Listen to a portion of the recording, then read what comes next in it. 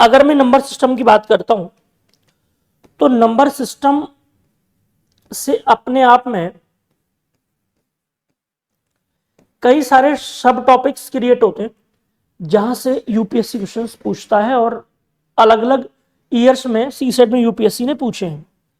तो अगर मैं सबसे पहले बात करूं तो introduction of numbers, introduction of numbers, आप लिख सकते हो संख्याओं का परिचय। जो हिंदी वाले होंगे वो साथ साथ मेंशन कर लेंगे, मेरी कोशिश होगी दोनों लैंग्वेज में हम बातचीत करें। संख्याओं का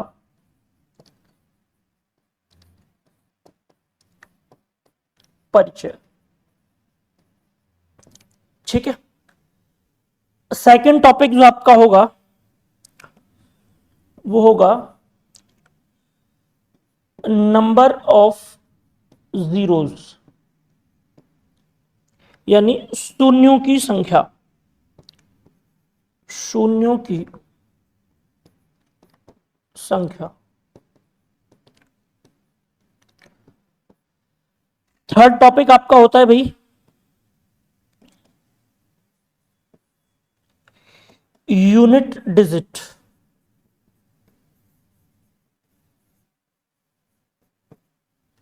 यानी कि इकाई का अंक, इकाई का अंक, ठीक है।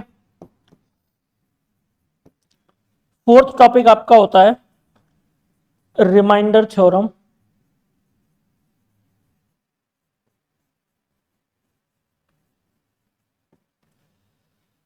इसको हम बोलते हैं शेषफल प्रमेय, शेषफल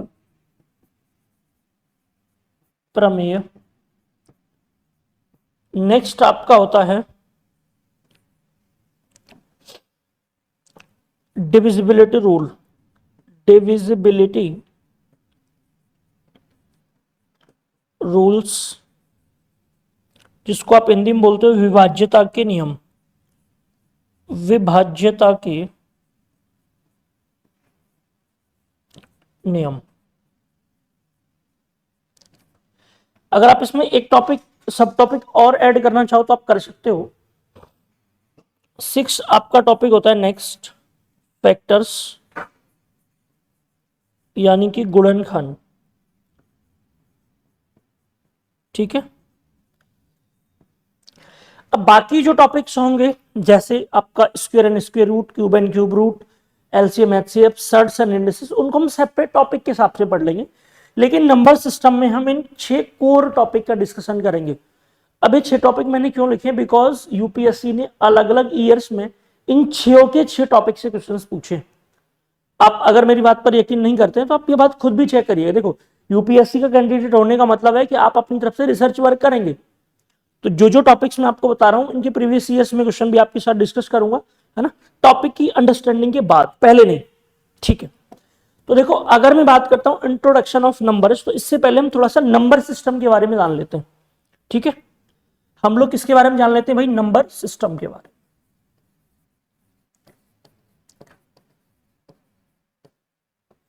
तो जनरली अगर आप ध्यान से समझेंगे तो अभी तक यूपीएससी के द्वारा केवल 2 टाइप के नंबर सिस्टम से क्वेश्चंस पूछे गए हैं, ठीक है। एक आपका नंबर सिस्टम होता है डेसिमल नंबर सिस्टम,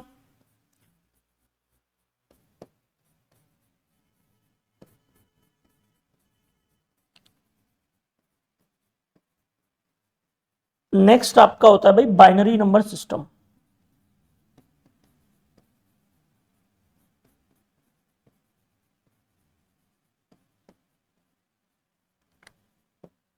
ठीक है।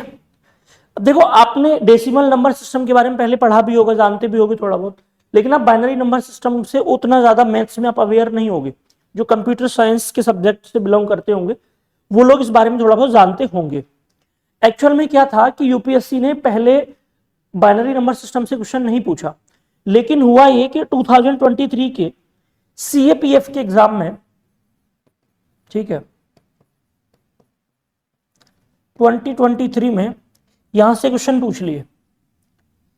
अब ये बात कंफर्म हो चुकी है कि भाई यूपीएससी का नजर यहां पे है बाइनरी नंबर सिस्टम पर, और इस बात की पॉसिबिलिटी है, और आप देख लेना, अभी आप मेरे से पढ़ रहे हो 24 के पीटी के लिए जब आपका सी सेट हो, तो मैं ऐसा पॉसिबिलिटी मान के चल रहा हूं कि यूपीएससी यहां से जरूर कोई ना कोई क्वेश्चन हिट करेगा।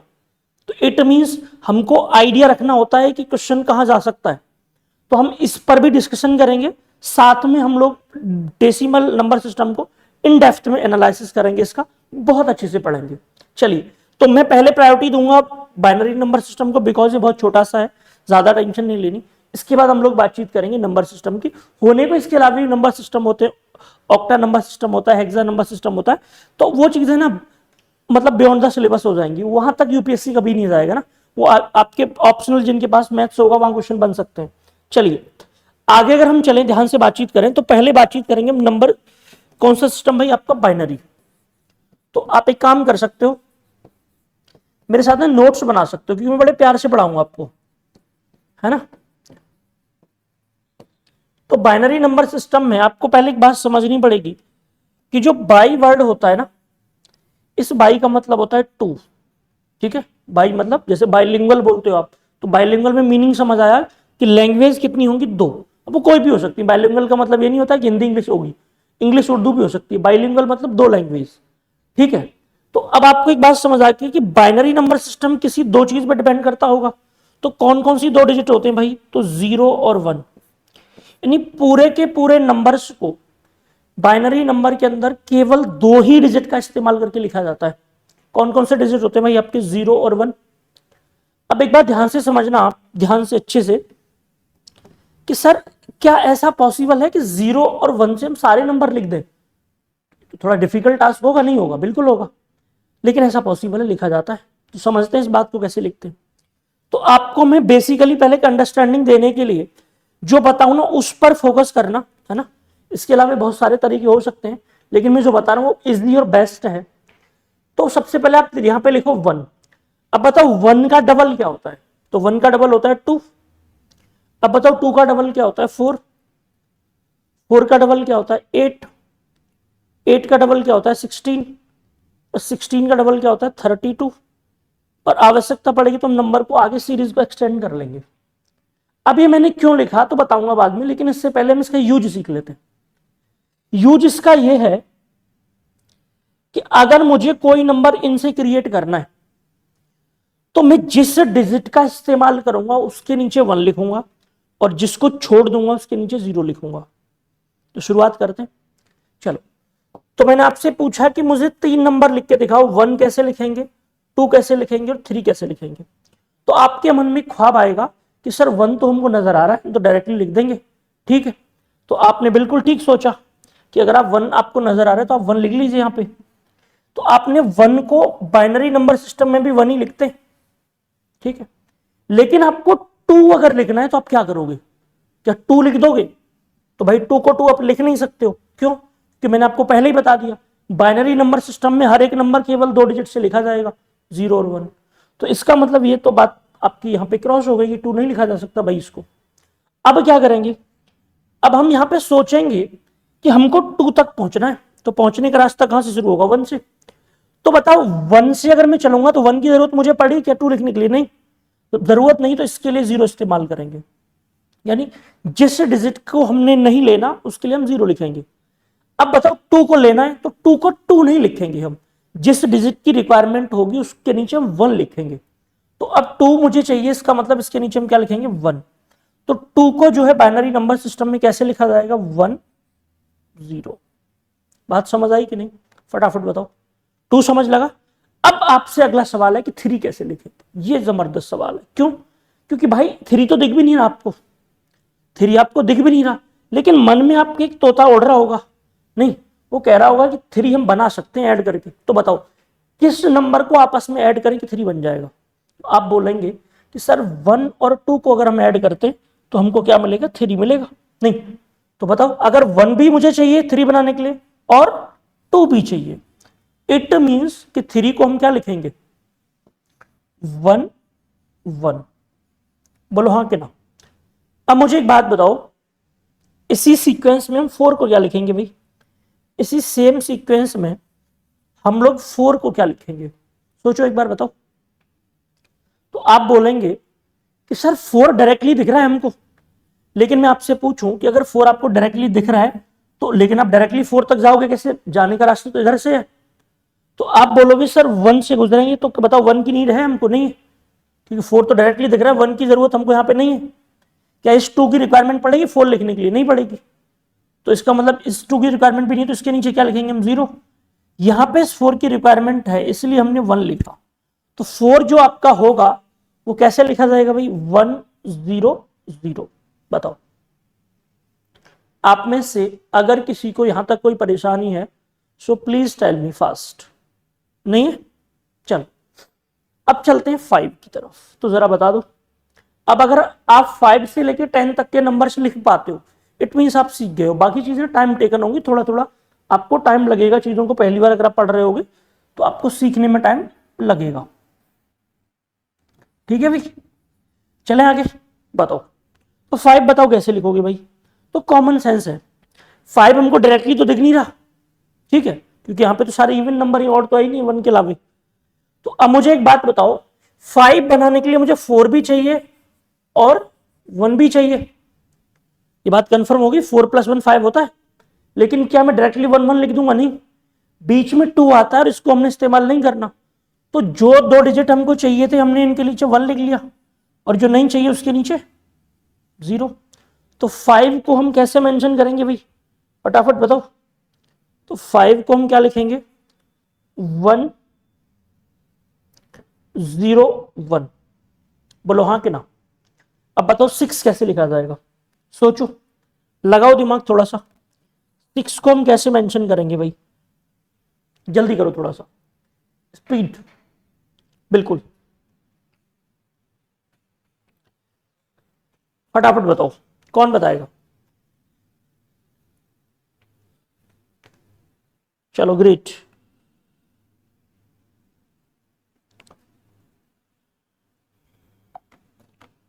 चले भाई आगे। तो देखो अब एक बात कंफर्म हो चुकी है कि सर 6 लिखने के लिए हमको 2 डिजिट की रिक्वायरमेंट होगी, एक 4 और एक 2। क्यों भाई, जब हम 4 + 2 करेंगे तभी तुमको क्या मिलेगा, 6 मिलेगा, है ना। तो इस बात का मतलब ये निकला कि हम चलेंगे तो 1 की साइड से, तो 1 की जरूरत तो है नहीं, जब 1 की रिक्वायरमेंट नहीं है तो अपन 0 लिखेंगे। बोलो यस और नो, बिल्कुल। अब जब 2 की रिक्वायरमेंट होगी तो जिस डिजिट की रिक्वायरमेंट होगी उसको अपन 1 लिखते हैं। तो यहाँ पे 4 की भी रिक्वायरमेंट है, यहाँ पे भी अपन 1 लिखेंगे। तो बताओ 6 को कैसे लिखा गया, 1 1 0। बोलो यहां तक अगर आप में से किसी को कोई परेशानी नहीं है तो कृपया करके कष्ट कर दीजिए, बता दीजिए व्हाट हैपेंड हियर। ठीक है, कुछ एक्स्ट्रा सर्किल हो गया, कोई बात नहीं, ठीक है भी। चलो अब 7 का बताओ फटाफट, अब जल्दी से लिख दो आप लोग, या मैं मान के चलूंगा कि आप लोग इनको लिख लोगे, ठीक है। इनमें से रैंडमली कोई नंबर सोच लो, मैं बता देता हूं आपको। मान लो मुझे इनमें से 9 लिखना है, ठीक है, सोचना ध्यान से। मैं थोड़े से अभी छोटे नंबर सबको लिखना सिखा रहा हूं, उसके बाद बड़े नंबर्स की तरफ भी चलेंगे, ज्यादा बड़े नंबर कभी नहीं पूछे जाएंगे। तो मैंने आपसे बोला मुझे 9 लिखना है, तो बताओ 9 कैसे लिखोगे, ठीक है। 7 और 8 का आप लोग कमेंट करके बताना जहां भी आप पढ़ रहे हो ना, ठीक है। 7 8 का आप लोगों ने खुद लिखना है, 9 का मैं बता रहा हूं आपको। तो देखो 9 बनाने के लिए मुझे यहाँ पे क्या नजर आ रहा है, तो देखो 9 से जस्ट छोटा नंबर क्या नजर आ रहा है यहाँ पे, 8। तो 8 में क्या ऐड करेंगे हम, 1, तो क्या बन जाएगा 9, नहीं, 8 में 1 ऐड करने पे हमको क्या मिल जाएगा, 9 मिल जाएगा। तो एक बात कंफर्म हो गई क्या, कि 8 भी चाहिए हमको और 1 भी चाहिए, ठीक है, 8 भी चाहिए और 1 भी चाहिए। अब जो नहीं चाहिए उनके नीचे 0 लिख दो। आप बोलोगे सर इधर क्यों नहीं लगाया 0, भाई इसकी कोई वैल्यू ही नहीं है जी, हम जहां तक मैक्सिमम आ रहे हैं वहीं तक तो लिखेंगे, बाकी से मतलब ही नहीं अपने को, ठीक है। तो आपका 9 का क्या बनेगा भाई, 1 0 0 1, ठीक है जी। मैं मान के चलता हूँ ये बात आपको अच्छे से समझ में आई होगी। अब आपके मन में आएगा सर ये तो आपने ना छोटी सी वैल्यूज बताई हैं, अब आप एक काम करो कुछ बड़ी वैल्यूज लो, थोड़ी थोड़ी बड़ी लो ना। चलो तो कोशिश कर लेते हैं, तो करते हैं भाई ट्राई। तो मैं आपको कुछ वैल्यूज बता दे रहा हूं, जैसे हमको 20 का लिखना है, 40 का लिखना है, 50 का लिखना है, ठीक है, और 80 का लिखना है, इतने काफी हैं मेरे हिसाब से, ये वैल्यू काफी है सीखने के लिए। अब देखो वो वाली सीरीज हम पहले से फिर से लिख लेते हैं, बिकॉज हमने लास्ट पेज पे लिखी थी।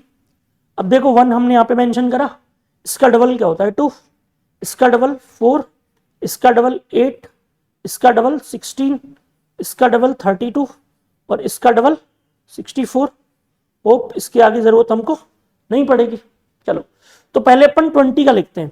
तो अब देखो ऐसे कुछ नंबर्स को कैसे लिखें, इसका लॉजिक होता है। आप बताओ 20 से जस्ट छोटा नंबर आपको यहां पे कौन सा नजर आ रहा है? 20 से बिल्कुल छोटा, मतलब जस्ट बिल्कुल तुरंत, तो 16।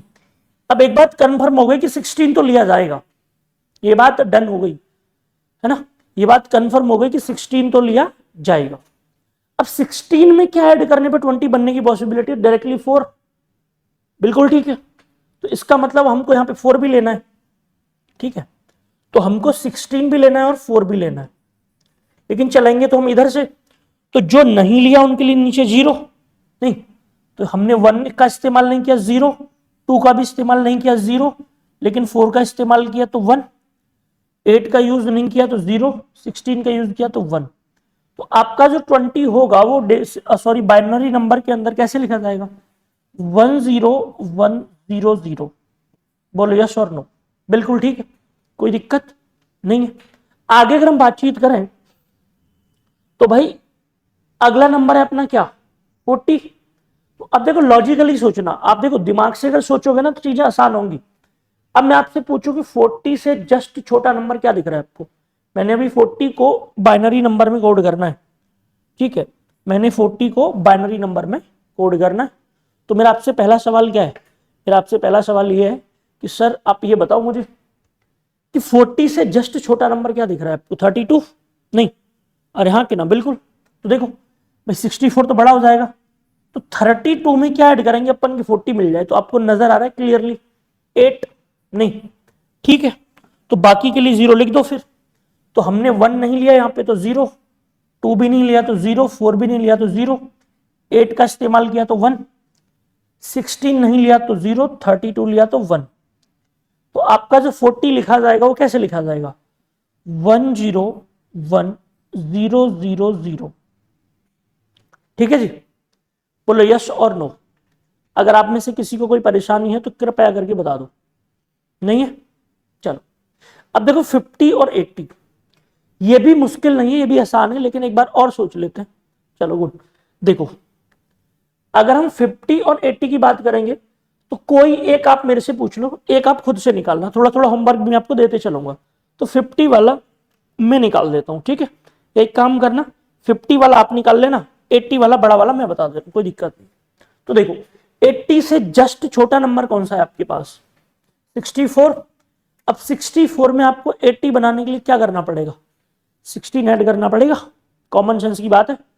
64 भी दिख रहा है और 16 भी दिख रहा है, इट मींस केवल यही 2 डिजिट आपको चाहिए, यहाँ पे नंबर्स चाहिए, बाकी के लिए 0 लिख दो। तो यहां पर भी 0, यहां पर भी 0, यहां पर भी 0, यहां पर भी 0, यहां पे 1 चाहिए, यहां पे 0, यहां पर 1 चाहिए।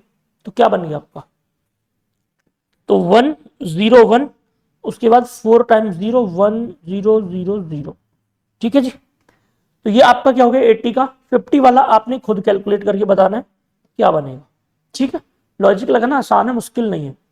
ठीक है, तो अपन आगे चलते हैं, कोई दिक्कत की बात यहां तक नहीं है। आपसे बस एक गुजारिश है कि जब आप लोग इस सेशन को अटेंड करेंगे तो कृपया करके नोट्स अपने साथ साथ बना लेना, ठीक है? और मैं आपको वादा कर रहा हूं कि यूपीएससी जितना पूछेगा ना उससे 2 स्टेप में एक्स्ट्रा आपको पढ़ाऊंगा, है ना? परेशान नहीं होना, बिलीव रखना, है ना? आपकी मेहनत जाया नहीं जाने दूंगा। बस सवाल यह है कि आप खुद भी कोशिश करेंगे, केवल डिपेंड नहीं रह जाएंगे कि एमडी सर ने जो पढ़ाया वो उतना काफी है। तो नहीं, उतना पढ़ा है तो लेकिन उसकी प्रैक्टिस आपको करनी पड़ेगी, और प्रैक्टिस मैं खुद भी करवाऊंगा और आपको नोट्स भी शेयर करूंगा आपके साथ जो आपने प्रैक्टिस करनी होगी।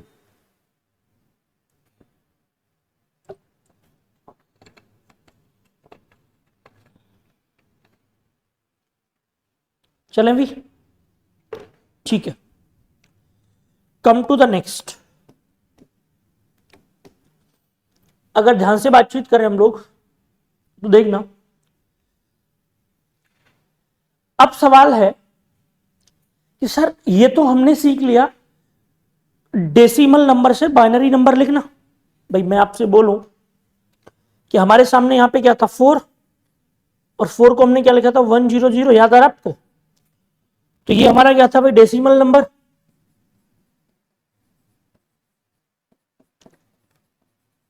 और इसको हमने 100 लिखा था, ये क्या था हमारा, बाइनरी नंबर। ठीक है, यही तो था। अब सवाल है कि आपको बाइनरी नंबर दे दे और आपसे पूछे कि बताओ डेसिमल कैसे, कितना होगा, कितने का होगा ये, तो उस केस में क्या करते हैं? दोनों केसेस हमको पढ़ने पड़ेंगे। नहीं तो अब चलते हैं थोड़ा सा रिवर्स पैटर्न की तरफ। ठीक है भाई, तो चलो मैं रैंडमली लिखूंगा, बिल्कुल बिना सोचे समझे कोई भी नंबर लिखूंगा, आपको बताना है 10101। आपको बताना है कि ये जो नंबर है ये किस नंबर का डेसिमल है, या फिर आपको इसका डेसिमल नंबर बताना है। आपको डेसिमल नंबर फाइंड आउट करना है। ठीक है, क्यों? क्योंकि आपका किस फॉर्म में लिखा गया, बाइनरी में। ठीक है, कई बार वो ब्रैकेट बंद करके बाद में 0 1 लगा देगा, उससे परेशान नहीं होना। ठीक है, वो बात एक ही होती है, मैं डायरेक्टली टू द पॉइंट बात कर रहा हूं। ठीक है, चलो तो अब एक बात बताओ, हमने क्या करना है, सिंपल तरीका सीखना, पहले कोई भी सॉल्व नहीं करेगा। हम लोगों ने क्या करना है, पहले ना इसका शेप थोड़ा सा एक्सटेंड कर लेते हैं। ठीक है, चलो अब देखो, हमने वही वाली काउंटिंग इसके ऊपर लिखनी है। कौन सी वाली? जो हमने शुरुआत में करी थी, सीखी थी। तो 1 से स्टार्ट करते हैं अपन। 1, 1 का डबल 2, 2 का डबल 4, 4 का डबल 8, 8 का डबल 16। याद रहे एक डिजिट के ऊपर डबल करके पूरा नंबर लिखना है। ठीक है, चलो अब एक बात बताओ, जिन नंबर्स के नीचे 0 है आप उनको हटा दो। तो बताओ भाई, 2 के नीचे 0 आ रहा है कि नहीं? बिल्कुल। 8 के नीचे 0 आ रहा है कि नहीं? बिल्कुल। ये बात कंफर्म हो गई कि जिन नंबर के नीचे 0 होता था उनको तो हम इस्तेमाल करते ही नहीं थे, यूज ही नहीं करते थे, तभी तो 0 लिखते थे। इसका मतलब ये नंबर किस किस डिजिट को ऐड करके बनाया होगा? तो देखो 16 + 4 20 और 1 21। खत्म कहानी आपकी। इतना सा लॉजिक है, सिंपल, कुछ नहीं करना। आपने क्या करना है, जितने डिजिट लिखे हुए हैं 10 के फॉर्म में, उनके ऊपर राइट साइड से स्टार्ट करते हुए डबल काउंटिंग कर लेनी है, और जिसके नीचे 0 बन रहा है उसको आपने कैंसिल कर देना। बस एक गलती नहीं करनी आपने, क्या कि एक ही डिजिट के नीचे ना पूरा डबल पेयर जो भी बने, चाहे वो सिंगल डिजिट का बने चाहे डबल डिजिट का बने, वो एक डिजिट के ऊपर ही लिखना है। ये वाली अंडरस्टैंडिंग आपने बना के रखनी होगी, अदरवाइज इट्स सिंपल। ठीक है, अगर आप में से किसी को कोई परेशानी आए तो हम लोग डाउट सेशन भी कंडक्ट करेंगे टाइम टू टाइम, तो परेशान होने की जरूरत नहीं है। बस आप इतना याद रखना कि आपने पूछना क्या है डाउट सेशन में, वो चीज आपको पता होनी चाहिए। ऐसा नहीं बोलते ना पूरा टॉपिक ही पढ़ा दो डाउट सेशन में, वो मुश्किल हो जाएगा ना। चलो आगे चलें। अब मैं कुछ नंबर्स और लिख दे रहा हूं रैंडमली, जिनके जवाब आपने देने 101000। एक आपको इसका बताना है, अगला नंबर आपको एक और बताना है 10100। इन दो नंबर्स के बारे में आपको बताना है कि नंबर्स किन नंबर्स का बाइनरी नंबर लिखे हुए हैं, या इनका आपको डेसिमल बताना है। दोनों बातों का मीनिंग एक ही है। ठीक है जी, चलिए चलें आगे। कोई परेशानी मेरे हिसाब से नहीं होनी चाहिए। ठीक है,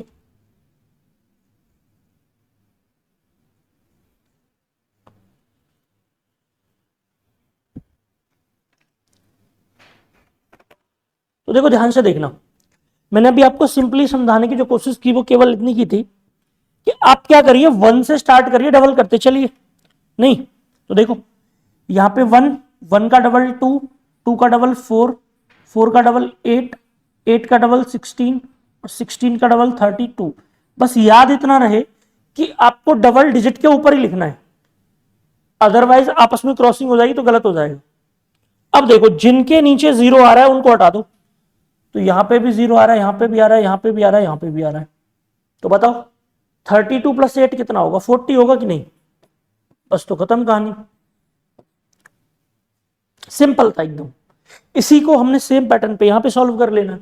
तो बताओ, तो भाई 1 से स्टार्ट करोगे, 1 डबल कितना होगा? 2 का डबल 4 का डबल 8 का डबल 16। अब हटा दो भाई जो नहीं चाहिए हमको, तो जिनके नीचे 0 इनको हटा दो, तो यहां से 8 गया, 2 गया, 1 गया, तो बताओ 16 + 4 क्या होता है? 20। खत्म। तो चीजें आसान है, मुश्किल नहीं है, है ना। सवाल ये है कि आप कितना समझ पाते हो, और जितना आप समझ पाओगे it will be a great to me. ठीक है, क्योंकि आप एग्जाम में उतना बेहतर परफॉर्मेंस कर पाओगे। एक बात ध्यान रखना, इतनी जल्दी मन में ना लड्डू भी नहीं फोड़ने लेने कि बाद में पता चले कि आगे का समझ ही नहीं आ रहा। तो आराम से, पेशेंस के साथ, है ना। चीजें आसान होंगी, मुश्किल नहीं है, लेकिन टाइम देना पड़ेगा, समझना पड़ेगा। तो अभी तक हम जो डिस्कशन कर रहे थे, ये था हमारा बाइनरी नंबर सिस्टम। इससे ज्यादा यूपीएससी आपको बाइनरी नंबर सिस्टम में सवाल नहीं देगा, बिलीव मी। ठीक है, तो ये मैंने क्वेश्चन इसलिए डिस्कशन करें बिकॉज सीएपीएफ 2023 में यूपीएससी के द्वारा क्वेश्चन पूछा गया है, और इट मीन्स अगर यूपीएससी वहां पूछ रहा है तो थोड़ा बहुत इसका आइडिया वो क्वेश्चन का हमको आगे भी कहीं ना कहीं पूछ सकता है। तो हमारी प्रायोरिटी होगी कि हम उन चीजों को डिस्कस कर लें जहां यूपीएससी का ध्यान अभी है। चलिए आगे बातचीत करते हैं अगले नंबर सिस्टम की। ठीक है, जहां हम लोग बात करेंगे डेसिमल नंबर सिस्टम।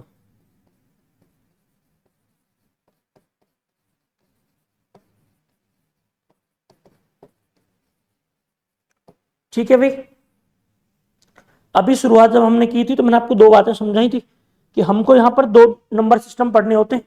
ठीक है, एक बाइनरी नंबर सिस्टम जिसको हमने अच्छे से एनालाइज कर लिया है, अगला कौन सा था? Decimal number system. ठीक है, इसको अपन बातचीत करेंगे इसके बारे में। तो चलिए, अब देखो ध्यान से, अगर आप समझेंगे चीजों को तो आपको कुछ बातें जानने को मिलेंगी, और वो क्या होंगी भाई? तो देखो, यहां पर हमको दो चीजें समझनी होती हैं। सबसे पहले जो हम बात करते हैं यहां पे, तो हम जानते हैं किसके बारे में भाई? रियल नंबर्स के बारे में। ठीक है,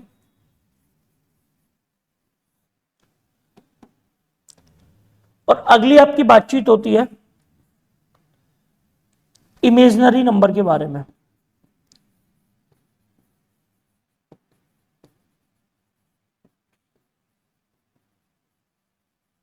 ठीक है जी, तो हमने क्या देखा? डेसिमल नंबर सिस्टम में हम लोग रियल नंबर्स की बात करते हैं, इमेजिनरी नंबर्स की बात करते हैं, लेकिन प्रॉब्लम यह है कि यूपीएससी में इमेजिनरी नंबर्स के बारे में कोई भी क्वेश्चंस आज तक ना पूछा गया है। प्रोबेबिलिटी आगे भी सी सेट में क्वेश्चन नहीं बनेगा, बिकॉज ये टेक्निकल मैथ्स में सेगमेंट होता है।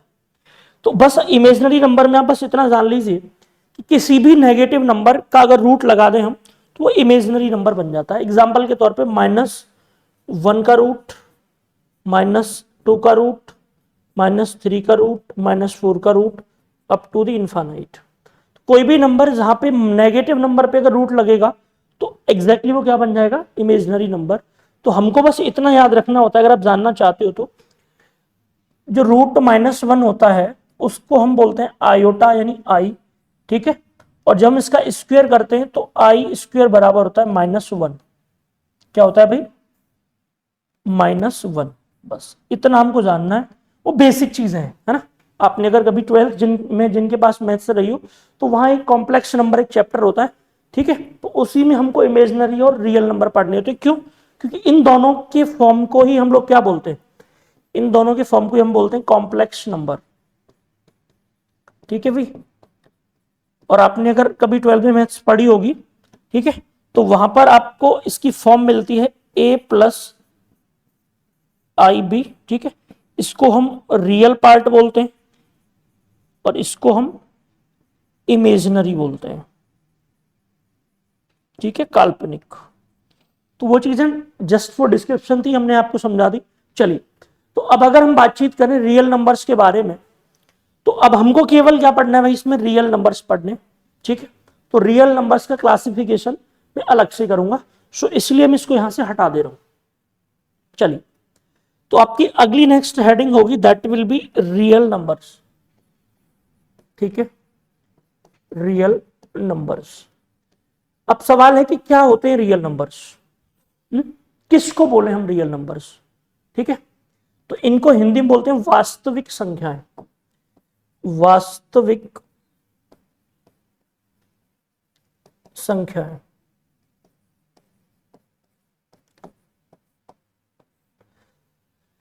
यानी वे संख्याएं जिनका रियलिटी में कोई अस्तित्व होता है। भाई -2 का रूट पॉसिबल ही नहीं है। क्यों? क्योंकि रियलिटी में ऐसा कोई नंबर होता ही नहीं है ना, जीवन में आपने कभी देखा? तो इसका मतलब अगर आप इसको डिफाइन करना चाहो, ठीक है, numbers that can be draw on number line, आप लिख सकते हो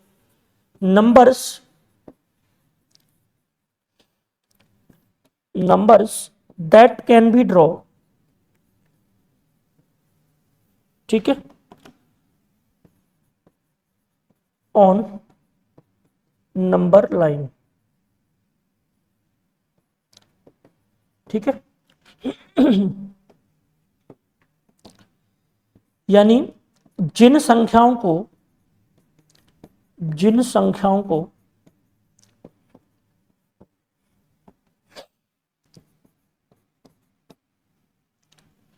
कहां पे रख सकें भाई हम?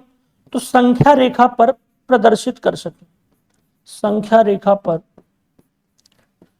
प्रदर्शित या निरूपित कर सकें, ठीक है, प्रदर्शित या निरूपित कर सकें।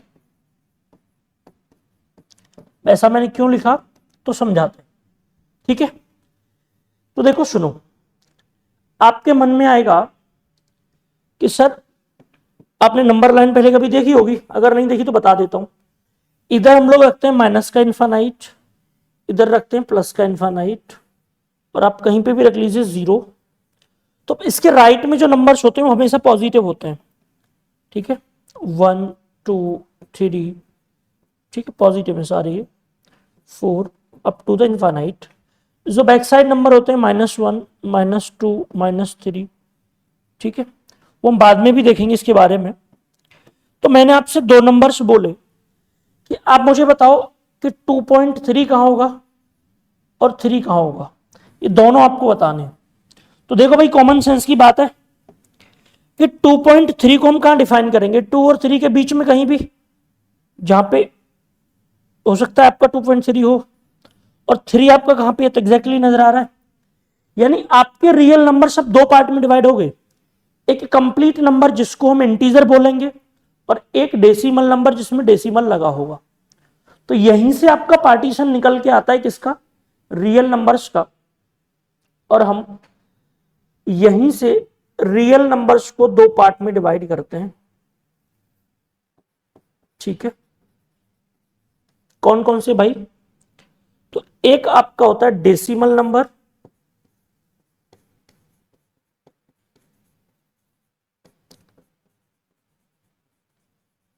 और नेक्स्ट आपका होता है इंटीजर, ठीक है। इसको हिंदी में बोलते हैं दशमलव संख्याएं, दशमलव संख्याएं। इसको हिंदी में बोलते हैं पूर्णांक, ठीक है। बताओ, कोई परेशानी आप में से किसी को यहां तक? अगर नहीं है तो एक बार बता दो। अगर आप इतना जान पाए हैं तो इसी को हम आगे और एक्सटेंड करेंगे। देखो, हर एक नंबर का ना एक पैटर्न है अपने आप में, कोई भी नंबर ऐसे नहीं कहीं से भी कूद गया हो। बात समझ रहे हो आप मेरी बात? आप अगर कोई बुक्स उठाओगे तो हम पे रैंडमली नंबर्स के नाम लिखे होते हैं, आपको कभी समझ नहीं आएंगे, बिकॉज कि उनका एक ना एक्चुअल में जो डायफ्राम है, जहां से चीजें निकली हैं उस फॉर्मेट में वो चीजें गिवन नहीं है ना। तो उस फॉर्मेट में वो चीजें नहीं है। तो हम लोग आगे बातचीत करते हैं, चलिए। तो अगर हम रियल नंबर्स में भी हमने कंपोनेंट देखे दो, कौन कौन से भाई? तो डेसिमल नंबर और इंटीजर्स। तो अभी हमारा टॉपिक होगा डेसिमल नंबर, डेसिमल नंबर, ठीक है। भाई डेसिमल नंबर दो पार्ट में आपके डिवाइड होंगे, ठीक है।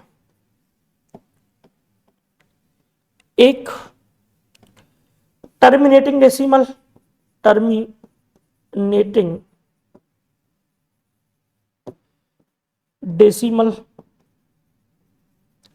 और एक आपका क्या होता है भाई? नॉन टर्मिनेटिंग, ठीक है।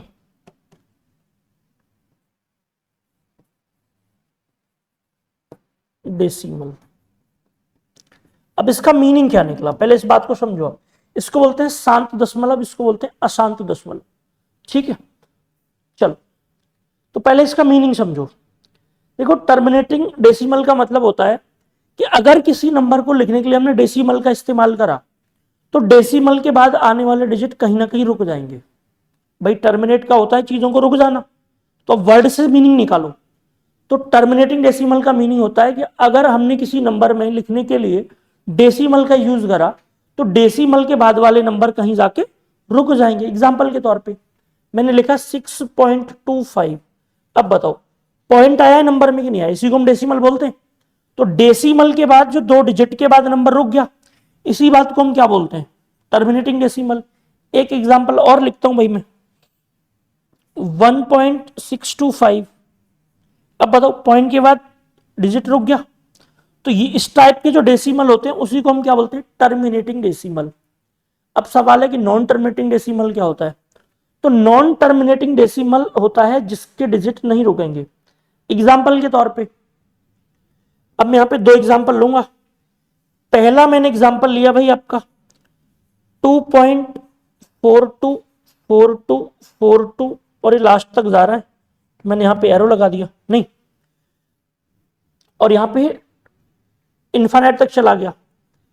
दूसरा आपका एक एग्जाम्पल और ले रहा हूं, इन्हीं के बाद में हम नाम भी देंगे, 1.78924635 अप टू इन्फाइनाइट। अब देखो इस बात का मीनिंग समझना, अगर हम इन दोनों डेसिमल की तरफ ध्यान दें तो भाई इसका भी एंड नहीं हो रहा और इसका भी एंड नहीं हो रहा, इट मींस ये नॉन टर्मिनेटिंग हो गए। क्यों? क्योंकि डिजिट की लिमिट ही नहीं है डेसिमल के बाद, और जब डिजिट रुक जा रहे थे तो टर्मिनेटिंग बोल रहे थे हम, अब डेसिमल के बाद डिजिट नहीं रुक पा रहे हैं तो इस बात को हम क्या बोल रहे हैं, नॉन टर्मिनेटिंग। बोलो यस और नो। बिल्कुल। अब समझो दूसरी बात मुद्दे की। अब बात क्या है भाई आपकी, तो बात यह है, आप अगर ध्यान से देखो यहां पे डेसिमल के बाद ना एक पर्टिकुलर पैटर्न फॉलो हो रहा है रिपीट करने का। क्या हो रहा है, एक पर्टिकुलर पैटर्न हो रहा है 424242, लेकिन ऐसा पैटर्न यहां पर कुछ भी विजिबल नहीं हो रहा है, इसीलिए इसका एक नाम और दे देते हैं हम बाद में। तो ये 2 पार्ट में डिवाइड हो गया। इस तरह के एग्जाम्पल में आप जिस नंबर को देखेंगे उसको ले जाता है रिपीटिंग और नॉन टर्मिनेटिंग डेसिमल। क्योंकि नॉन टर्मिनेटिंग तो इसलिए क्योंकि इसका टर्म एंड नहीं हो रहा, नॉन टर्मिनेटिंग डेसिमल नहीं। इधर भाई आपका रिपीट भी नहीं कर रहा, तो नॉन रिपीटिंग नॉन टर्मिनेटिंग, ठीक है। तो यहां पे क्या नाम होगा भाई आपका, नॉन रिपीटिंग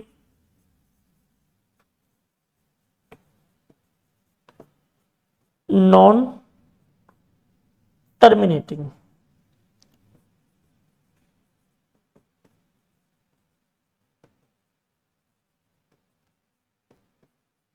डेसिमल, ठीक है भाई। तो आपको ये बात कंफर्म हो गई कि आपका डेसिमल नंबर का जो डिवीजन है वो किस तरीके से होता है। तो ये आपका पैटर्न था। मैंने आपको क्या समझा, इस बात को एक बार रिपीट कर देता हूं। मैंने समझा है कि डेसिमल नंबर 2 पार्ट में डिवाइड होता है, एक टर्मिनेटिंग एक नॉन टर्मिनेटिंग। टर्मिनेटिंग का मीनिंग क्या था कि डेसिमल के बाद आपके जो डिजिट हैं वो रुक जाने, इस बात को हम टर्मिनेटिंग बोलते थे। नॉन टर्मिनेटिंग का मीनिंग क्या था कि डेसिमल के बाद डिजिट्स नहीं रुकेंगे, डेसिमल के बाद डिजिट्स नहीं रुकेंगे। अब ये भी 2 पैटर्न हो गया कि अगर एक सेम पैटर्न अगर रिपीट करता है, चाहे वो सिंगल डिजिट हो, चाहे डबल डिजिट हो, चाहे ट्रिपल डिजिट हो, लेकिन एक फिक्स पैटर्न अगर रिपीट करेगा, इस बात को हम बोलते हैं रिपीटिंग, लेकिन टर्म एंड नहीं हो रहा इसलिए नॉन टर्मिनेटिंग डेसिमल। यहां पे रिपीट भी नहीं हो रहा और टर्म भी एंड नहीं हो रहा, तो इसको हम क्या बोलते हैं, non repeating non terminating decimal. अब देखो एक बात समझना, यहीं पर एक डिवीजन और आता है जिनके बारे में आगे बातचीत करेंगे। तो क्या होता है भाई डिवीजन, तो terminating decimal plus non terminating का रिपीटिंग वाला पार्ट, इन दोनों ही सेगमेंट को, ठीक है, हम लोग किसमें शामिल करते हैं, रेशनल नंबर। क्या भाई, रेशनल नंबर। ठीक है, इसी को हम बोलते हैं रेशनल नंबर। यानी कि इन दोनों के दोनों पार्ट को हम P अपॉन Q के फॉर्म में लिख सकते हैं और वहां पर Q should not be 0। Rational number के आपने अगर बारे में जाना हो तो रेशनल नंबर कहता है कि दो नंबर को, सॉरी किसी नंबर को अगर हम P अपॉन Q के फॉर्म में लिख सकें और Q अगर उस केस में 0 नहीं है तो ये बात क्या होगी भाई, तो आपकी रेशनल नंबर हो जाएगी। तो इसमें कौन कौन से पार्ट शामिल होते हैं, टर्मिनेटिंग डेसिमल कंप्लीट और नॉन टर्मिनेटिंग का केवल रिपीटिंग वाला सेगमेंट, ये दोनों के दोनों किसमें आते हैं, रेशनल नंबर। अब सवाल है कि सर ये कहां से मिलता है, फिर ये क्या है, तो ये होता है नॉन टर्मिनेटिंग नॉन रिपीटिंग, इस वाले को हम बोलते हैं इरेशनल नंबर। इसको अपन किस नाम से जानते हैं भाई, ये वाला जो आपका सेगमेंट है इसको अपन जानते हैं इरेशनल नंबर के नाम से, इरेशनल नंबर। और सर ये मिलेगा कहां से, इसकी फॉर्म क्या होगी, ठीक है, बात समझ आ रही है। तो भाई इसका सिंपल सा लॉजिक है कि कोई भी नंबर, ठीक है, जो परफेक्ट स्क्वायर नहीं है, परफेक्ट क्यूब नहीं है, उनका अगर आप रूट लगा दोगे, जैसे मान लो कि आपने 5 का रूट लगा दिया, तो जो रूट निकलेगा ना वो 2 पॉइंट के बाद जो डिजिट्स आएंगे, एक तो वो नॉन टर्मिनेटिंग होंगे और दूसरा ना ही उनका कोई सीक्वेंस बनेगा। तो जितने भी नंबर्स जो परफेक्ट स्क्वायर नहीं है, अगर आप उन पे रूट लगाते चलेंगे तो सारे के सारा जो रिजल्ट निकलेगा वो हमेशा कैसा निकलेगा, ठीक है, वो निकलेगा आपका नॉन रिपीटिंग नॉन टर्मिनेटिंग। इसी वाली चीज को हम इरेशनल बोलते हैं। बोलो यस और नो। अगर यहां तक बात समझ आ गई तो एक बार कंफर्म कर दीजिए। इसके बाद हम पढ़ेंगे कि अगर इन दोनों को P अपॉन Q के फॉर्म में लिखा जाता है तो कैसे लिखा जाता है, क्या रूल है, ठीक है, इन दोनों को P अपॉन Q के फॉर्म में लिखने का क्या पैटर्न होता है। एक बार इसके बारे में आप हमको बातचीत करके बता दो, फिर हम आगे चलते हैं, ठीक है। अगर आपको समझ लगा है तो कंफर्म कर दो।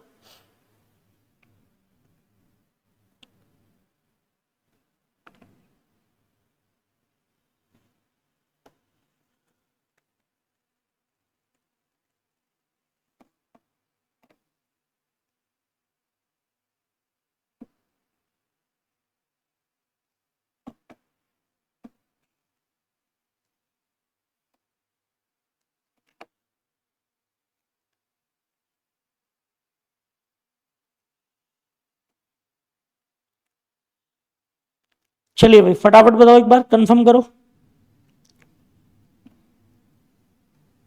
चलें आगे, ठीक है। Come to the next.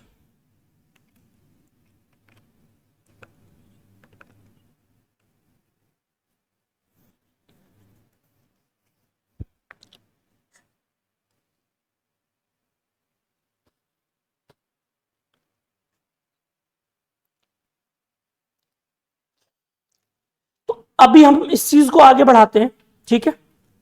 तो पहले हम लोग इन नंबर्स को लिखना सीख लेते हैं, उसके बाद हम लोग चलेंगे इंटीजर्स की तरफ, ठीक है। तो देखो हमने अभी देखा डेसिमल पार्ट में, तो पहला था आपका टर्मिनेटिंग। तो टर्मिनेटिंग टाइप का जो डेसिमल होता है उसको हम P बाई Q के फॉर्म में कैसे लिखते हैं उसको सीख लेते हैं। मान लो एग्जांपल अभी हमने लिया था 6.25, तो आप इसको कैसे लिखोगे, तो इसका सिंपल तरीका क्या है भाई आपका लिखने का, जो भी नंबर है आप इसको एज इट इज लिख लीजिए।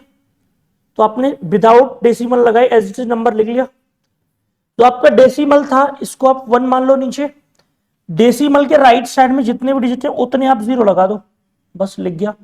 अब बाकी इसको आप सिंप्लीफाई करने के लिए डिवाइड लगा के नीचे लिख सकते हो, लेकिन ये भी आपका P अपॉन Q का ही फॉर्म होगा। बात समझ आई। चलो आगे अगर हम बातचीत करें, मैंने लिखा 1.245, तो इसको कैसे लिखोगे भाई आप, तो सिंपल है, कैसे, तो आप विदाउट डेसिमल लगा इस नंबर को एज इट इज लिख लो 1245। नहीं, इसके बाद आप क्या करोगे, आपको पता है भाई पॉइंट की जगह आप 1 लिख लोगे। अब जितने भी डिजिट हैं पॉइंट के बाद डेसिमल के बाद राइट साइड में उतने आपको 0 लिखने, तो 1 2 3, तो बाकी आप 0 बना दो, सिंपल लिख गया आपका P अपॉन Q फॉर्म में। तो टर्मिनेटिंग को P अपॉन Q के फॉर्म में लिखना है, इसी P अपॉन Q को हम लिखते हैं रेशनल फॉर्म देना, is a very simple task. अब वो अलग चीज है कि नंबर 5 से डिविजिबल होगा तो आप उसको डिवाइड करके शॉर्ट फॉर्म में लिख सकते हो, उस पर हम अभी बातचीत नहीं करेंगे। अभी हमारा मेन टारगेट ये है कि इस फॉर्मेट को हम P अपॉन Q का फॉर्म कैसे दें, जिस बात को अभी हम क्या बोल रहे थे, Q जो है जीरो नहीं होना चाहिए, इसी को अपन बोल रहे थे रेशनल नंबर। क्या बोल रहे थे भाई, रेशनल नंबर।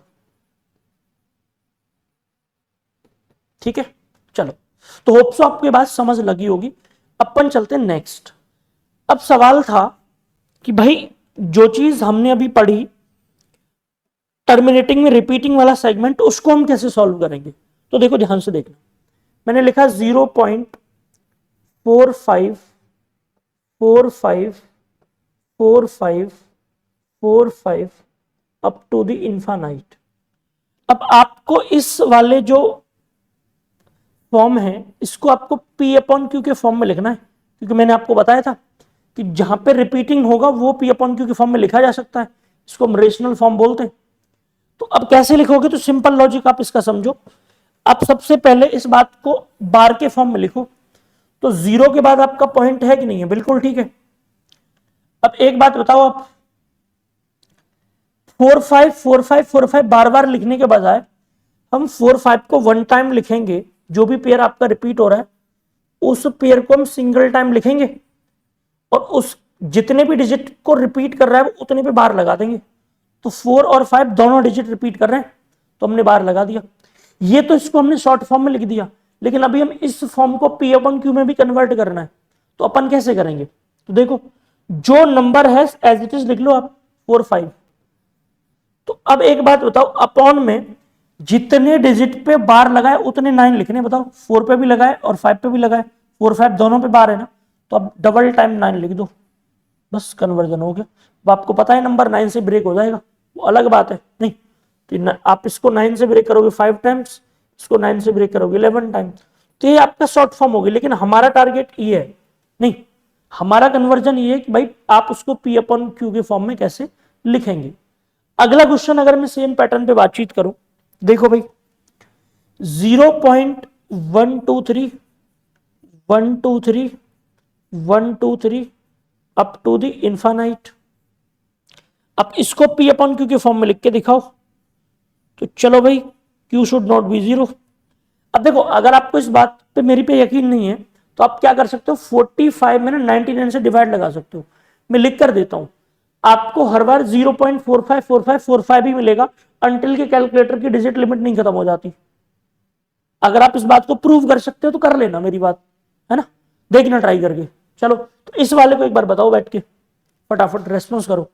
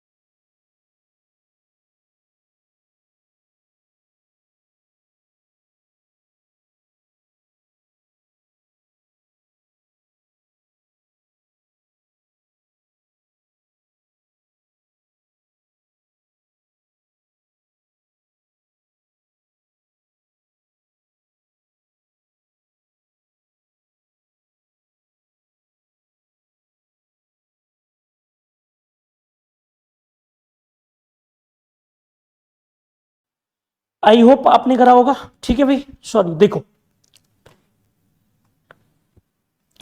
आपको मैंने अभी क्या समझाया कि आप इस बात को ना पहले बार के फॉर्म में लिखो।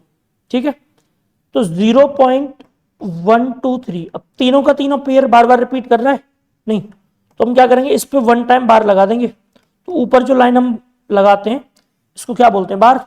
अब ध्यान रहे कि बार का मीनिंग क्या है कि भाई जो डिजिट आपका रिपीट कर रहा है आप क्या करोगे, उस पूरे पे बार लगाओगे, एक्स्ट्रा नहीं लगाओगे ना कम लगाओगे। तो देखो अब आपने देखा कि भाई हमने क्या करा था, पॉइंट के बाद जो नंबर थे उनको एज इट इज लिख लिया था। बोलो हाँ कि ना, नहीं बिल्कुल। अब भाई सब बताओ, जितने डिजिट पे बार है उतने 9 लिखने, तो कितने डिजिट हैं, 1 2 3, तीन ही डिजिट है, तो 9 9 और 9। बोलो हाँ कि ना। वो अलग बात है कि 3 से डिवाइड हो जाएगा, लेकिन हमने वो नहीं करना, हमने पहले क्या करना है, हमने लिखना सीखना है। तो ये जो फॉर्म था इसको हम क्या बोलते हैं, पी बाई क्यू का फॉर्म। ठीक है, तो ये भी आपका पी अपॉन क्यू का फॉर्म क्रिएट हुआ है, ये भी पी बाई क्यू का क्रिएट हुआ है। अब सवाल है कि कुछ और भी पैटर्न बन सकते हैं इसमें, बिल्कुल बन सकते हैं।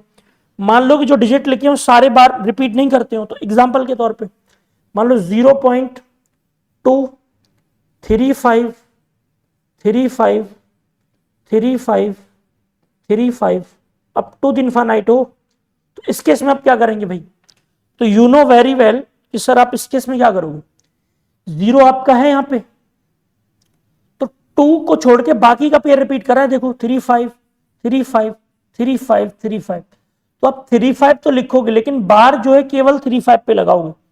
अब बार लगाते टाइम आप 35 के अलावे कोई और डिजिट नहीं लोगे। ठीक है, अब रीजन क्या है भाई इसके पीछे, रीजन सर ये है कि क्योंकि 35 का ही पेयर रिपीट कर रहा है, 2 को तो रिपीट ही नहीं कर रहा, 2 सिंगल टाइम आया है। तो इस केस को कैसे सॉल्व करते हैं, तो देखो आप एज इट इज नंबर को लिखो पहले, 235 लिख लिया। अब जिस डिजिट पे बार नहीं है उसको आप माइनस कर दो इसमें से, तो 2 पे बार नहीं था, 2 माइनस कर दिया, पक्का। चलो अब आप क्या करोगे, इधर से 9 लिखना स्टार्ट करोगे, तो 9 9, अब जिस पे बार नहीं होगा ना उसकी 0 आप आगे नहीं लगाओगे, उसकी 0 बाद में लगाओगे आप, ये ध्यान रखना। क्यों, क्योंकि इससे पहले के 0 का मीनिंग नहीं होता। तो बस अपॉन में क्या जाएगा, 990। अब इसको आप कैलकुलेट कर लो आराम से, 2 माइनस कर लो, क्या मिलेगा आपको, 233 अपॉन 990, लिख गया आपका पी अपॉन क्यू का फॉर्म। ठीक है, तो थर्ड कंडीशन हमने क्या देखी कि जिस केस में आपके पास सारे डिजिट पे बार नहीं होगा उस केस में आप क्या करोगे भाई, उस केस में आप सिंपल ये करोगे कि जो डिजिट आपका बचा हुआ जिसमें बार नहीं उसको आप माइनस करोगे। पहला काम तो ये कर लिया। जब आप नीचे लिखने की बारी आएगी तो आप इधर से स्टार्ट करोगे 9 जिस पर बार नहीं उसकी 0 आप आगे नहीं लगाओगे, बाद में लगाओगे। क्यों, क्योंकि इससे पहले की 0 का मीनिंग ही नहीं होता। बात समझ आ रही है। तो आपने जब यहाँ पे लिखा तो आपका फॉर्मेशन क्रिएट हो गया। अब आपने यहाँ पे माइनस कर लिया आराम से, सिंगल चीज थी नहीं। ठीक है, चलो तो होप आपको यहां तक कोई परेशानी नहीं होगी, अगर होगी तो आप मेरे को डाउट सेशन में, ये सेशन जब भी हम सेशन को कंप्लीट करेंगे उसके बाद डाउट सेशन भी रखेंगे, तो आप आराम से कनेक्ट कर सकते हैं, कोई प्रॉब्लम की बात नहीं है।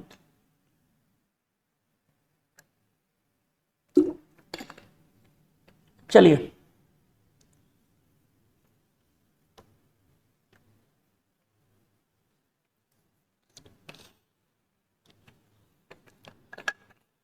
बातचीत के क्रम को आगे बढ़ाते हैं। तो देखो अगला और लास्ट पैटर्न इसमें क्रिएट होता है क्या भाई, कि अगर डेसिमल से पहले कोई नंबर लिखा हो तो क्या करते हैं, तो सिंपल होता है। जैसे मान लो एक क्वेश्चन मैंने लिखा 4.3353535 अप टू द इनफाइनाइट। अब इसको पी वाई क्यू का फॉर्म कैसे दोगे, तो ध्यान से समझना। आप थोड़ी देर के लिए डेसिमल से पहले वाले नंबर को भूल जाइए, आप डेसिमल के बाद में ध्यान दीजिए। देखो 3 के बाद 35 है, 35 है, 35 है, 35 है। ठीक है, इसका मीनिंग ये निकला कि आप इस बात को शॉर्ट में ऐसे भी लिख सकते हो 4.335 पर बार। बोलो हाँ कि ना, बिल्कुल, क्योंकि पेयर कौन सा रिपीट हो रहा है, 35 का।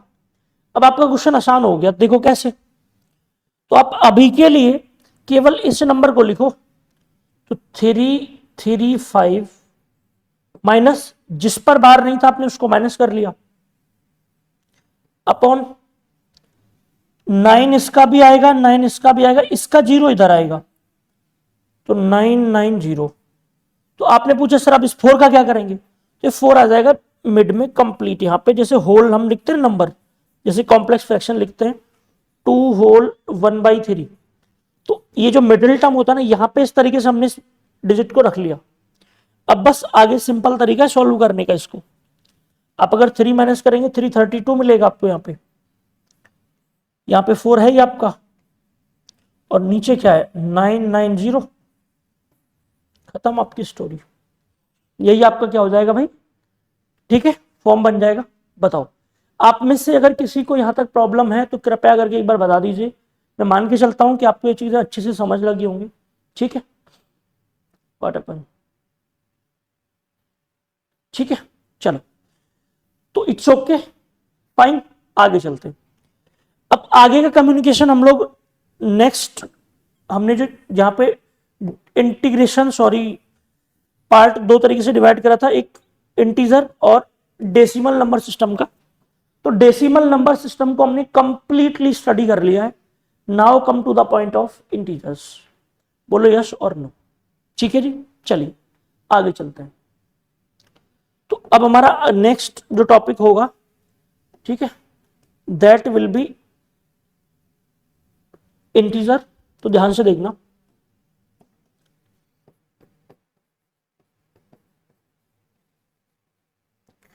अब देखो इंटीजर्स को समझने के लिए आप बस दो चीजें समझ लीजिए। इंटीजर्स में सबसे पहले आपको देखने को मिलेगा नेगेटिव इंटीजर,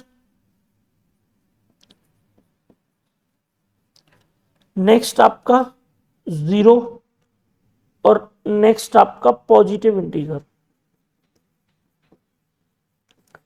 देखो ध्यान रखने वाली बात यह है कि नेचर में 0 नॉर नेगेटिव, ठीक है, तो 0 नॉन नेगेटिव नंबर होता है, ठीक है। तो आप इसको नेगेटिव भी नहीं बोल सकते और आप इस बात को पॉजिटिव भी नहीं बोल सकते, न्यूट्रल नंबर होता है, ठीक है। बताओ कोई परेशानी यहां तक। 0 ना ही पॉजिटिव होता है नेचर में, ना ही नेगेटिव होता है, न्यूट्रल होता है एकदम। तो इसलिए हम इसको ना तो पॉजिटिव इंटीजर में कंसीडर करते और ना ही नेगेटिव नंबर में इंटीजर करते, ठीक है। चलो अब एक बात बताओ, जो आपकी, अगर इस बात को मैं नंबर लाइन पे डिफाइन करूं तो मान लो एक नंबर लाइन होगी, तो यहां पे जो नंबर लाइन होगी, तो अगर इसको 0 बोलें तो इधर वाले डिजिट प्लस में होते हैं, +1 +2 +3 +4 अप टू दी इंफानाइट। अगर आप वापस आओगे तो -1 -2 -3 -4, ठीक है। ये सारे के सारे नेगेटिव इंटीजर होते हैं माइनस के इंफानाइट तक, ठीक है। इनको हम बोलते हैं नेगेटिव इंटीजर, इनको हम बोलते हैं पॉजिटिव इंटीजर, और ये आपका 0 सदा बाहर रहता ही है। अब देखो यहां पे समझने वाली बात क्या है कि जो आपके पॉजिटिव इंटीजर्स होते हैं, ये जो आपके पॉजिटिव इंटीजर्स होते हैं, इन्हीं का नाम होता है नेचुरल नंबर। क्या नाम होता है भाई, नेचुरल नंबर, ठीक है जी। तो 1 से आपके नेचुरल नंबर स्टार्ट होते हैं, अप टू द एंड होते हैं। बात समझ आई मेरी, नेचुरल नंबर्स 1 से स्टार्ट होते हैं कहां तक, अप टू द एंड।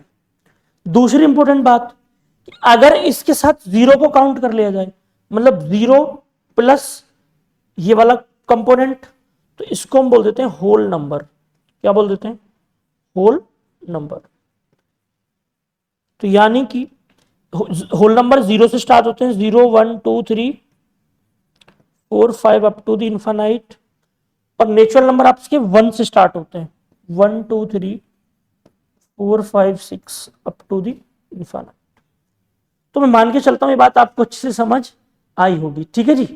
तो इंटीजर को हमने दो तरीके से डिवाइड करा था। 0 को अगर एक्सेप्ट कर दें तो इधर पॉजिटिव इधर नेगेटिव, पॉजिटिव इंटीजर से ही निकल के आया नेचुरल नंबर, और जब नेचुरल नंबर के साथ हमने 0 से स्टार्टिंग करी तो इसी बात को बोल दिया गया होल नंबर।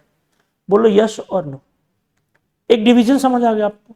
चलो अगले डिवीजन की बात कर लेते हैं भाई। तो अगले डिवीजन की बात करेंगे, तो अब जो नेचुरल नंबर्स होते हैं इनको फिर से डिवाइड करा गया भाई, ठीक है। तो 3 पार्ट में हम इनको डिवाइड करके देखते हैं कौन कौन से भाई। तो फर्स्ट आपका पार्ट होता है जिसको हम बोलते हैं प्राइम नंबर्स। क्या बोलते हैं? Prime number. दूसरा पार्ट क्या होता है भाई आपका? तो ये आपका पार्ट होता है कंपोजिट नंबर, ठीक है। इसी को हम इम्प्राइम नंबर भी बोलते हैं, ठीक है।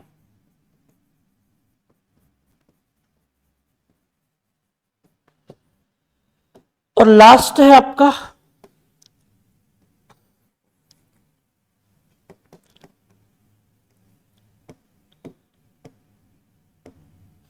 ठीक है भाई। तो थर्ड आपका होता है को प्राइम नंबर।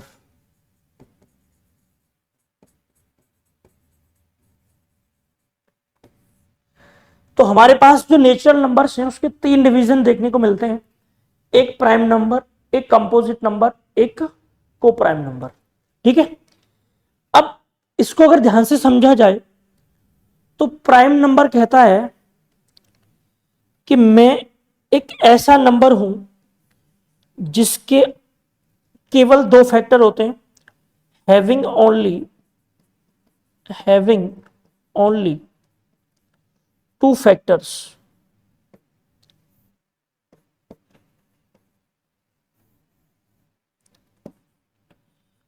अब प्रॉब्लम ये कि फैक्टर क्या होता है आपको तो ये भी नहीं पता है, नहीं। तो फैक्टर का मतलब होता है डिवाइजर, जिस नंबर से डिवाइड चला जाए। यानी प्राइम नंबर कहना चाहता है कि मेरे केवल 2 ही क्या होने चाहिए, डिवाइजर होने चाहिए, 2 ही नंबर ऐसे होने चाहिए जो मेरे को डिवाइड कर सके। तो अब एक बात समझ आई कि अगर मैं आपसे पूछूं कि भाई 1 जो है, तो अब किसी भी नंबर के 2 डिवाइजर होते हैं, एक 1 हमेशा होता है, नहीं, एक 1 और एक इटसेल्फ वो नंबर। बोलो हाँ कि ना?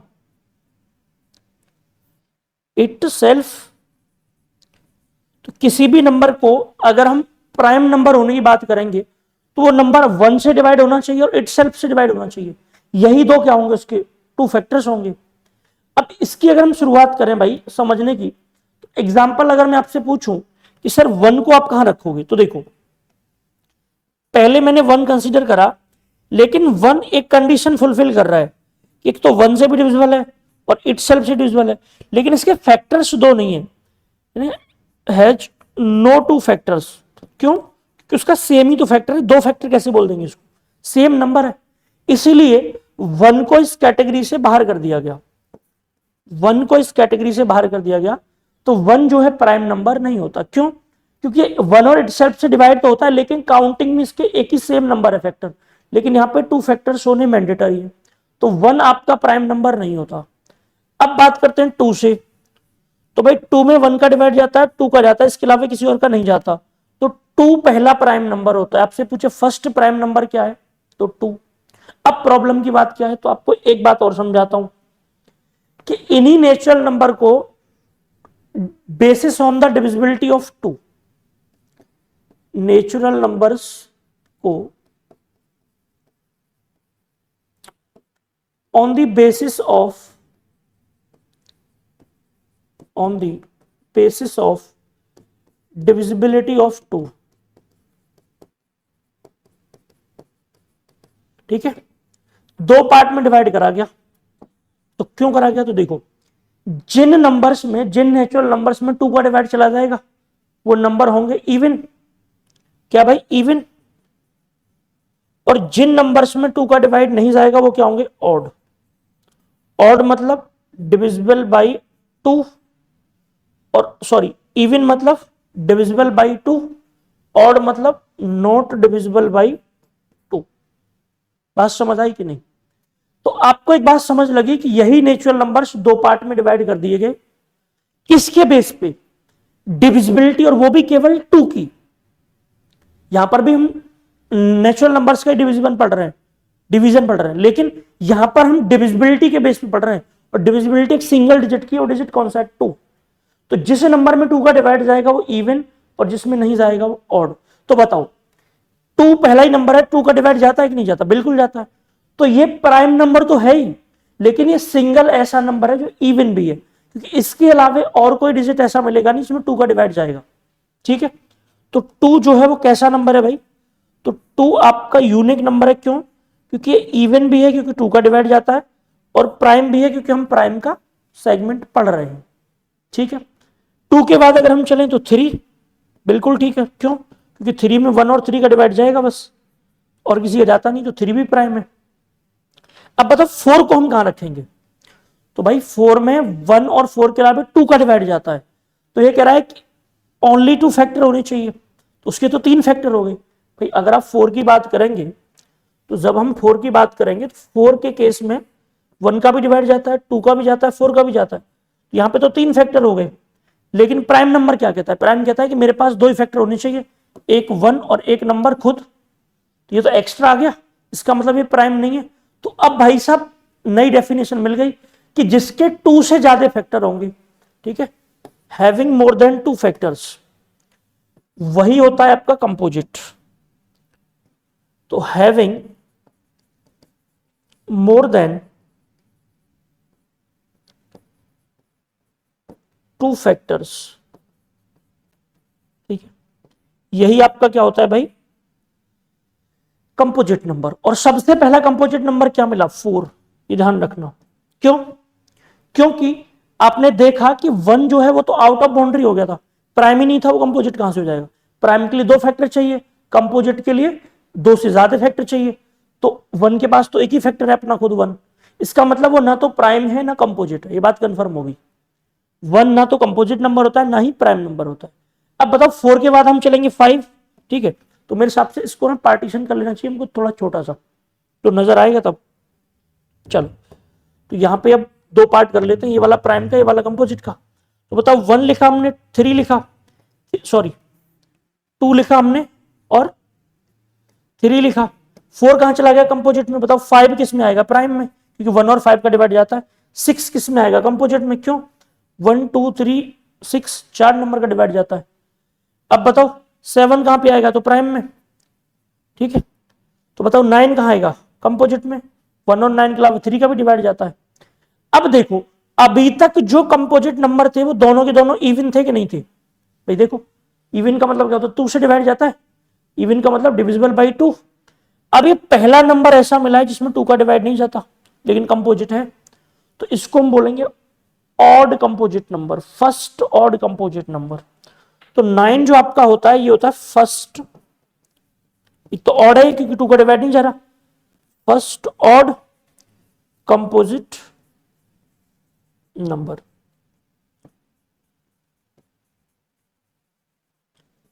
ठीक है भाई, ये बात समझ लगी कि नहीं? तो ये एक बेसिक क्लासिफिकेशन था। ठीक है, आगे मैं इस टॉपिक को यहीं से उठाऊंगा बिकॉज हमने ना इस पे बहुत सारे क्वेश्चंस की प्रैक्टिस करनी है, क्योंकि प्राइम नंबर से, कंपोजिट नंबर से, ठीक है, बहुत सारे क्वेश्चंस देखने को मिलते हैं। अभी हल्का सा हम को प्राइम के बारे में जान लेते हैं, बाकी इस टॉपिक को नए अगले वीडियो लेक्चर में मैं एक बार और री एक्सप्लेन करूंगा और इससे रिलेटेड क्वेश्चंस भी सॉल्व करेंगे। अभी मैं आपको केवल अंडरस्टैंडिंग के लिए बता रहा हूं कि नंबर क्या होते हैं। कोप्राइम नंबर एक्चुअल में एक पेयर का नाम होता है। कैसा पेयर? कोई भी ऐसा पेयर जिसके 2 नंबर में या 2 से अधिक नंबर में किसी सेम नंबर का डिवाइड ना जाए, जैसे 2 और 3। तो 2 और 3 क्या है भाई? कंपोजिट नंबर का, कोप्राइम नंबर का पेयर है। क्यों? क्योंकि 2 और 3 में 1 के अलावा किसी और से डिवाइड नहीं जाएगा। ठीक है, तो समझो आप। तो अगर आप कोप्राइम नंबर को, ठीक है, अगर ध्यान से समझना चाहते हो तो कोप्राइम नंबर को ध्यान से समझने के लिए आपको 2-3 बातें समझनी पड़ेंगी। कैसी? कि फर्स्ट तो इनका HCF मतलब हाईएस्ट ये केवल 1 से डिवाइड हो सकते हैं। ये पेयर होता है, बात ध्यान रखना, चाहे 2 का हो चाहे 3 का हो, ये कोई सिंगल नंबर नहीं होता कोप्राइम नंबर, ये पेयर होता है। तो हाईएस्ट कॉमन फैक्टर 1 होना चाहिए। दूसरा, 2 consecutive number always will be coprime. 2 consecutive, spelling देख लेना एक बार प्लीज, नंबर्स, ठीक है, ऑलवेज बी कोप्राइम। अब दुनिया के कोई भी 2 लगातार नंबर उठा लो, जैसे 9 और 10, तो बताओ 9 और 10 जो है, 9 में 3 का डिवाइड जाता है, 10 में 5 का डिवाइड जाता है, लेकिन सेम नंबर का 1 के अलावा किसी में नहीं जाता। तो बात कंफर्म हो गई। मान लो 100 और 101, बताओ ये भी कोप्राइम होंगे, लगातार नंबर है तो कंसेप्ट कह रहा है 1 के अलावा किसी और से डिवाइड नहीं होंगे। तो कहने का मतलब कोप्राइम नंबर वो नंबर होते हैं जिनका HCF 1 होता है, सिंपल लैंग्वेज में जिनको 1 के अलावा किसी सेम बड़े नंबर से दोनों नंबर या तीनों जो पेयर में नंबर लिखे उनको डिवाइड नहीं करा जा सकता। अगले concept, all conjugative numbers always prime coprime होते हैं, ठीक है। अब इस पे ना यूपीएससी स्टेटमेंट बेस्ड क्वेश्चन पूछता है। क्या पूछता है? Statement based question. तो आपको तैयार रहना है इस चीज के लिए, ठीक है। तो हमको क्या करना है, अगले सेशन में इन सारी चीजों पे जितना भी डेटा होगा, ठीक, वो सारा का सारा पढ़ना है, इन डेप्थ में क्वेश्चंस भी प्रैक्टिस करने हैं। बात समझ आई? तो इस सेशन को अभी के लिए मेरे हिसाब से यहां पर ऑफ रख लेना चाहिए हमको, ठीक है। पहला सेशन था, आप लोग थोड़ा सा लैंग्वेज को भी, अगर आपको कोई प्रॉब्लम आती है समझने में, या स्पीड ज्यादा है, या आपको स्लो करना है, आपको स्पीड अप करनी, तो आप एक बार मेरे को कमेंट सेक्शन में बताना, ठीक है। थैंक यू वेरी मच, हम लोग मिलेंगे अगले सेशन में। थैंक यू, जय हिंद।